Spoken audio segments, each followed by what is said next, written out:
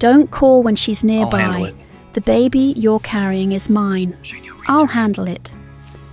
I freeze behind the fire door. That voice is my husband's. The reply, Laura's, comes from a profile I know better than my own, one hand braced against a belly that looks 7 months along.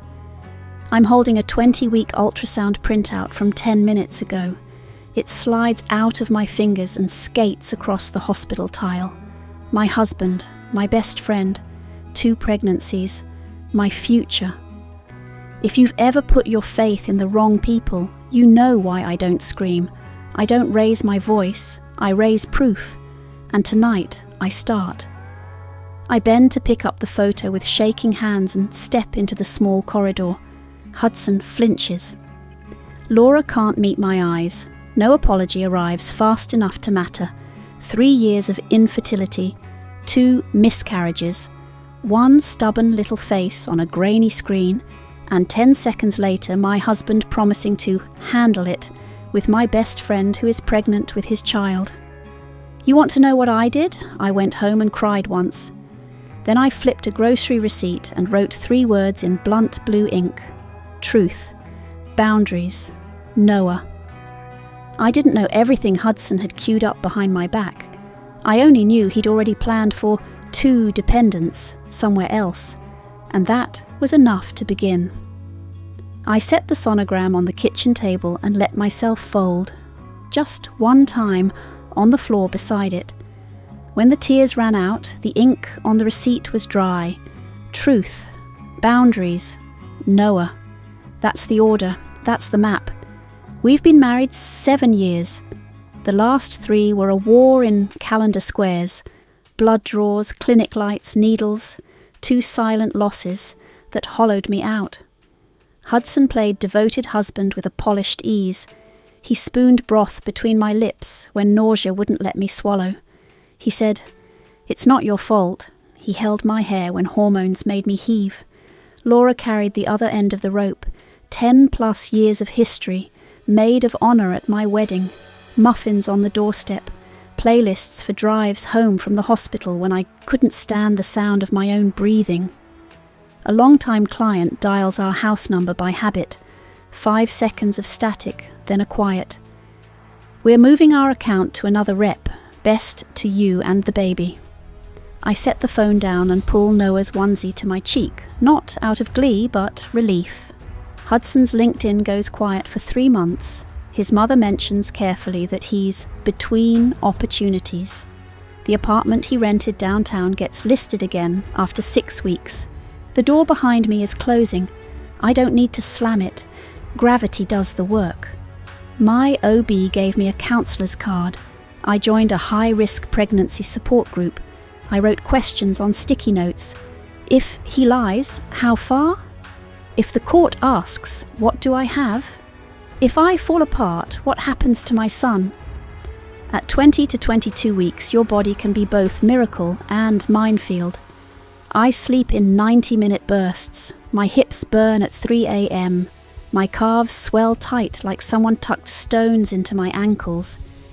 When early Braxton Hicks catch me, I count breaths, the therapist taught me. I do this in 20-minute blocks between contractions and ankle ice. When the screen doubles, I lie down. When my hips bark at 3 a.m., I count to 60 and start again. In the mornings, my sister wraps compression socks over my swollen feet and forces down the world's ugliest green smoothie. My sister has a spare key and no patience for martyrdom. My mother stocks our freezer like a storm is coming. I don't do this alone. I just decide. When I finally stand, I do what I've always done in this house. I run the math. I manage our household finances. I have legitimate access to our joint account. The charges that aren't mine flare like distress beacons. 2 nights at a downtown hotel the same week I fainted from low blood pressure. A delicate gold bracelet I never wore. Dinner for 2 at a place we've never tried together. The family phone plan is in my name. I print 3 months of call and text logs for Hudson's line. 1 prepaid number, same area code. Heartbeat regular on weekends. I highlight it. I'm not a spy. I won't become someone I don't recognize. On my attorney's advice, I hire a private investigator for 3 days, no more. Quiet verification only. No confrontation. No stunts. Does Hudson meet Laura privately? Yes or no? While I wait, I try being a regular wife for one more morning. The Braxton Hicks hit at 6 a.m, so I count breaths and wait for my hips to unlock before I can stand. Home for dinner? I ask as he knots his tie, one hand braced against the doorframe. Probably not, he says to his reflection, not to me. Clients on a deadline. What about Laura? She said she might drop by. His jaw hitches for a fraction of a second. Why is it always Laura with you? Because she's my friend, I say, and because lately she's been dodging me.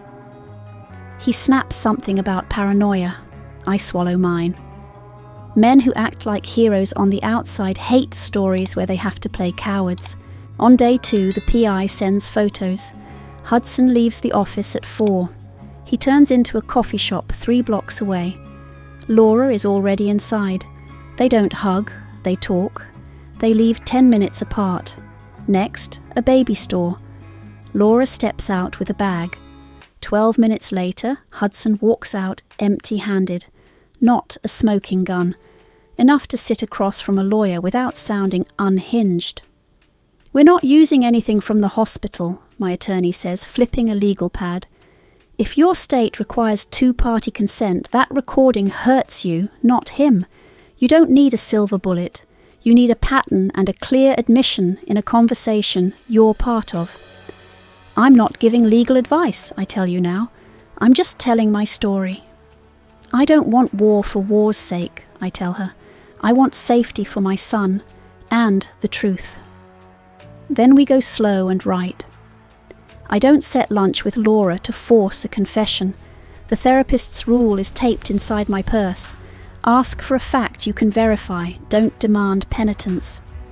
I miss you, I open as we sit on the patio. October air, a little sharp, her belly rises under a loose sweater. According to her Instagram, she announced 2 to 3 months before me. She still hasn't named the father.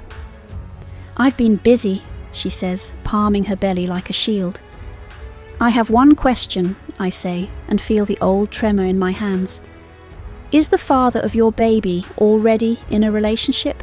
Yes or no? Her jaw ticks. Anger flashes. At me, or at a truth she kept caged. I don't owe. You don't, I say, soft but firm. If you were me, would you want to know? Silence, then a crack. I'm lonely, Emily, she whispers. I grew up where men left when the light came on. 32 felt like a closing door. He said your marriage had gone quiet, that he was just a lab schedule to you. I wanted, just once, to be chosen. I was wrong. I know that now. Choosing means leaving me, I say. Thank you for the first honest sentence. I pay the check. At the curb, she grabs my hand. Her fingers are cold. I'm sorry. I believe you're sorry, I say. Sorry doesn't heal. Truth does. I need witnesses that will hold in daylight, and a reason for them to be present that doesn't smell like theatre. I invite immediate family and 2 of Hudson's closest colleagues to a potluck dinner. His mother will bring a pie, his sister a salad. The colleagues promise to swing by and peel off early. I lay sticky notes on the table to test seating. Let the truth find its own path. Don't drag it by the hair. I also need one thing I haven't had in months, a small selfish nap.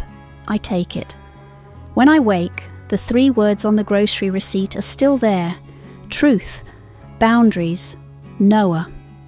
The evening starts warm, roasting vegetables, braised short ribs, the clink of water glasses. His mother tells a story about a childhood camping trip. His sister laughs about office politics. I watch like you look at an old photo. Lovely, but not mine. Then colleague Kay glances at his phone and drops a pebble that sinks the room. Heard you might be transferring, Carter, he says lightly. If that's true, congrats. The spoon ticks the rim of my bowl. I set my glass down. Hudson goes paper white. That's all a rumour needs to do. The oven timer buzzes. I carry the baking sheet to the kitchen. "Emily, could you put on another pot of tea?" his mother calls. I click the kettle. Hudson follows, phone still in his hand. A work chat flashes something about HR. "Kay reads whatever pops up," he mutters. "Don't put stock in. Let's discuss what isn't gossip," I say, steady. On the family iPad, the one we both use for recipes, his work mail is still signed in. A calendar hold blinks. Relocation consult. Bring dependent docs. The attachment preview shows a checklist I don't need to open to understand. 2 car seats, crib disassembly. 2 dependents. I lay 2 pages on the counter. Our joint account shows a deposit labelled Relocation Advance Corporate and a charge to Northline Movers dated last week. "We can do this here," I say, "or later, under oath. One question. Is Laura's baby yours? Yes or no?" He tries the easy evasion first. "You're paranoid?" I wait. "It's a client's number." I wait. "Amazon recommends weird stuff." I don't blink. "Yes or no?" He looks at the logs. He looks at his mother standing in the doorway, silent, witnessing. He looks at me. "Yes," he says, small as a stone dropping into a deep well. "Thank you for clarity," I say. I don't feel like celebrating, just tired, like I can finally breathe. I slide the pages back into the drawer. I wipe the counter where his hand has been. I pour the tea. The living room hums with the sound of not knowing what to say. His mother sets a hand on my shoulder.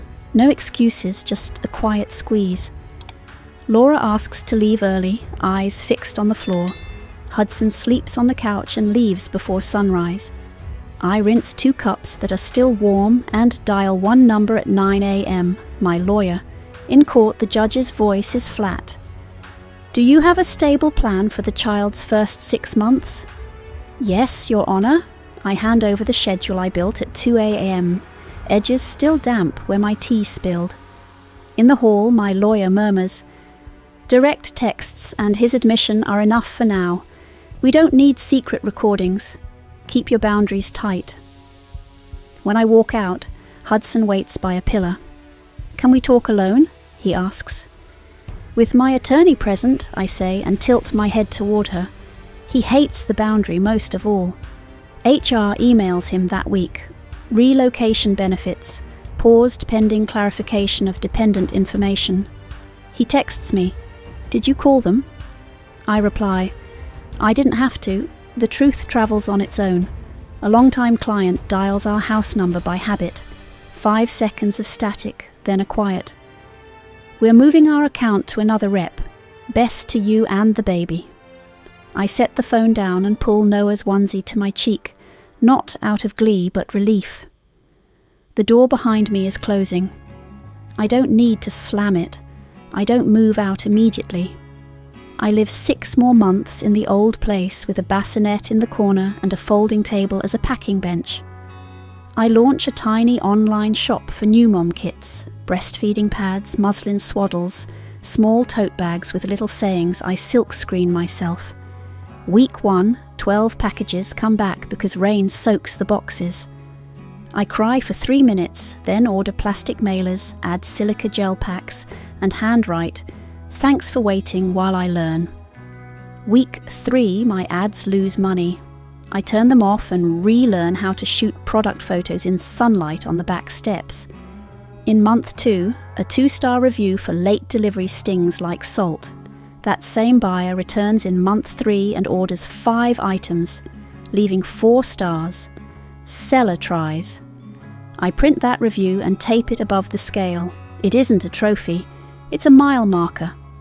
Month 6, my supplier misses a shipment.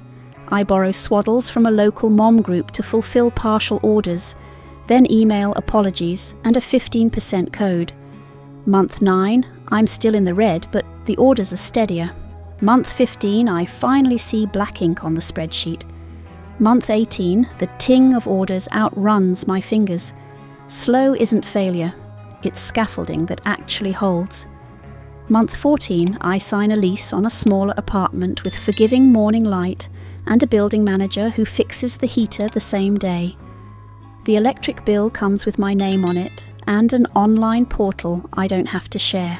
The night before Noah arrives, the contractions roll like small waves, 5 minutes apart. My sister slides compression socks over my legs. My mother presses the old hair clip from my wedding into my palm. "So you remember," she says, eyes bright. "You've already lived through harder days." Labour smells like antiseptic and oranges from the nurse's pocket. When they set him on my chest, his mouth searches for shore.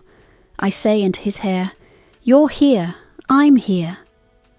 That's the whole prayer. Tomorrow can have the courthouse.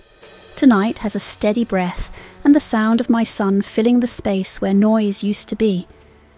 2 months later, the judge uses plain language, short-term rules on paper, a predictable visitation schedule with family present, financial support pegged to what can be proven, not imagined, no absolutes, just rails to keep the train from jumping. Hudson asks to talk like adults twice. I text back the same 4 words both times, through counsel, for Noah. His mother knocks one afternoon and hands me a knit blanket she's made in the colour of late summer wheat. "For Noah," she says, then after a breath, "and for you, a sorry I can say even if he can't." I hug her because she meant it. That's the difference, I guess. Laura vanishes from my calendar. One last message arrives months later. "I accept whatever you decide. I'm sorry for my part." I don't answer. A month after that, the PI's final email hits my inbox. Subject moved out of state. On move-in day, Laura shows up at my door with a baby girl on her hip. She looks hollowed out and honest. "I know I don't have the right to ask this," she says, eyes flicking across boxes labelled kitchen and baby and tools. "But I wanted to say I'm sorry face to face. And tell you something. Hudson told me you planned to terminate after your first fight last year. He used that to justify everything. I'm guessing he told you I was an accident before I became a necessity."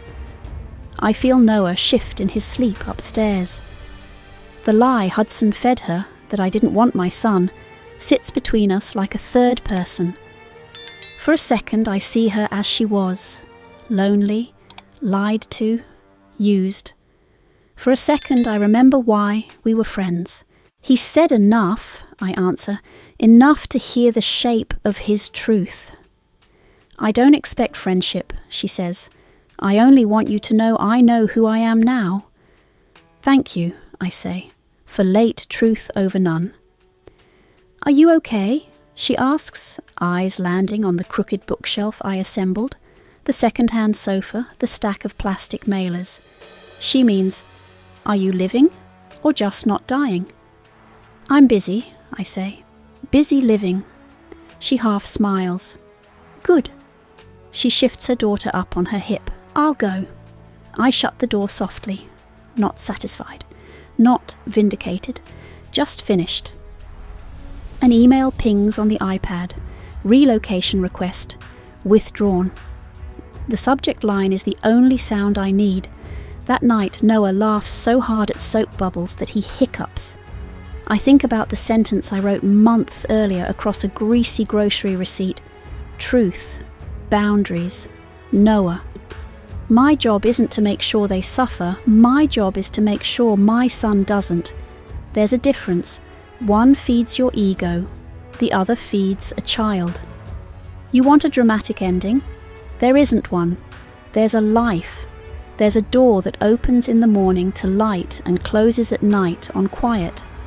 There's a calendar where therapy appointments give way to pediatric checkups. There are plastic mailers that don't leak in the rain anymore. There's a text from Hudson every few weeks. "Can we talk?" To which I answer, like a metronome, through counsel. There's a day he arrives 10 minutes late to a visit and I pick up Noah and walk to the park instead. Boundaries are a single word spoken without a shake. A client you stay civil with calls you by mistake. A mother-in-law brings a blanket and means it. A sister holds your elbow on a stair when your hips ache and means it. The world is a quieter place when the right people keep the volume. On the first day of this story, I stood in a hospital corridor and dropped an ultrasound photo. On the last day, I'll tell you, I stand in the hallway of my new apartment as sunlight spills across a thrift store rug. Noah hooks his fingers in the collar of my t-shirt and laughs from his belly. Back then, I heard whispers through a door. Now I listen for one thing only, the steady breath of the child I chose to protect. I don't need them to hurt for me to be peaceful. I need precision, paperwork and baby steps, saying no without performing rage, choosing every day to keep what's mine and let go of what isn't. If you've ever had to choose between falling apart and standing up, if you've ever had to protect something more important than your own pain, tell me your story below. Maybe your receipts become a future episode. And if you want more justice served with precision instead of rage, hit subscribe.